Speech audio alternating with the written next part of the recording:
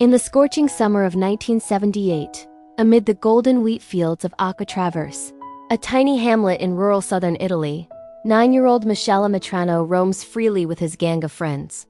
The village is a speck on the map, 5 houses clustered under an unrelenting sun, where boredom breeds mischief and the air hums with cicadas.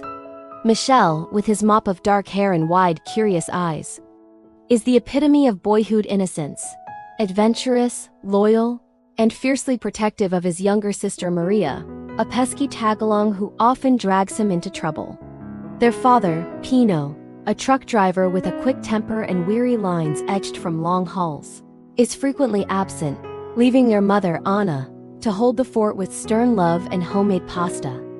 Life is simple, punctuated by games of dare and abandoned ruins and races across the parched landscape. But beneath this idyllic facade lurks the shadow of Italy's years of lead, an era plagued by political violence, terrorism, and high-profile kidnappings that grip the nation.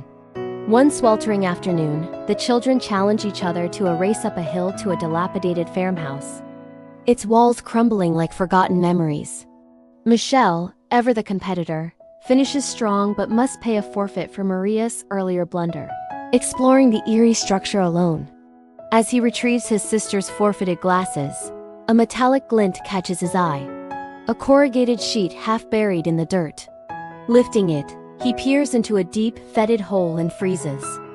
A bare foot protrudes from under a filthy blanket. Heart pounding, Michele flees on his rickety bike, the image searing into his mind like a nightmare. That night, sleep evades him. Whispers of monsters and ghosts swirl in his thoughts, but curiosity triumphs over fear. The next day, he returns alone, lowering a bucket with water into the abyss.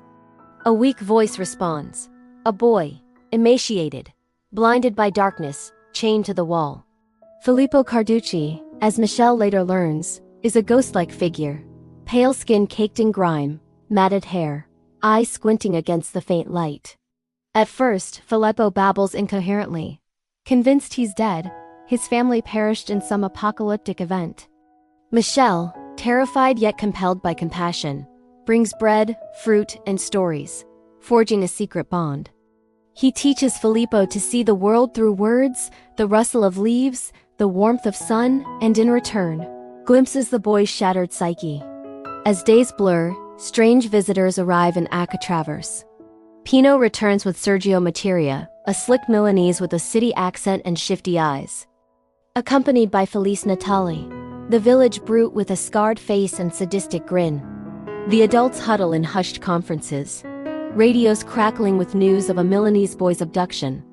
Filippo, son of a wealthy industrialist, snatched for ransom. Michele eavesdrops from his hiding spot under the table, piecing together the horror. His own parents, along with neighbors like the gruff Antonio and the timid Remo, are the kidnappers. Pino, desperate to escape poverty, join the scheme orchestrated by Sergio. The hole is their hideout, Filippo their ticket to fortune. Michele's world fractures. His father, once a hero, now a criminal. His mother, complicit in silence. Torn between loyalty and morality, Michele confides in his best friend Salvatore, swearing him to secrecy. But betrayal strikes. Salvatore trades the info to Felice for a driving lesson, leading to Michele's brutal confrontation. Felice hauls him from the hole, beating him senseless. Anna, furious at the assault on her son, attacks Felice, exposing cracks in the gang's unity. Pino, remorseful yet trapped, extracts a promise from Michele. Never return to Filippo, or the boy dies. Michele nods, but his conscience rebels. He receives a red bicycle as a bribe, a symbol of his father's guilt, but it brings no joy. Tensions escalate as police helicopters buzz overhead, the ransom negotiations souring. Sergio, the cold ringleader, decrees Filippo must die to cover their tracks, ears severed as proof, then execution. Drawing lots, Pino pulls the short straw. That night, under a starlit sky heavy with foreboding, Michele sneaks out. Filippo has been moved to a mountain cave, guarded loosely. Michele creeps in, unchaining his friend and urging him to flee. "Run to the road," he whispers, helping the weakened boy climb. But as Michel follows, his foot slips, alerting the adults. Headlights pierce the darkness. Pino, gun in hand, approaches the cave. In the chaos, he mistakes Michel's silhouette for Filippo's and fires. The bullet tears into Michel's leg, blood blooming on the dirt. Pino rushes forward, horror dawning as he recognizes his son. "Michel!" he screams, cradling him. Police sirens wail in the distance, the gang's plan unraveling. Filippo escapes into the night, rescued moments later. Michel, fading in and out of consciousness, locks eyes with his father, a mix of forgiveness and betrayal in his gaze. Pino begs for mercy as helicopters descend, the family forever scarred. The film fades on Michel's survival, airlifted to safety, his innocence lost but his bravery enduring.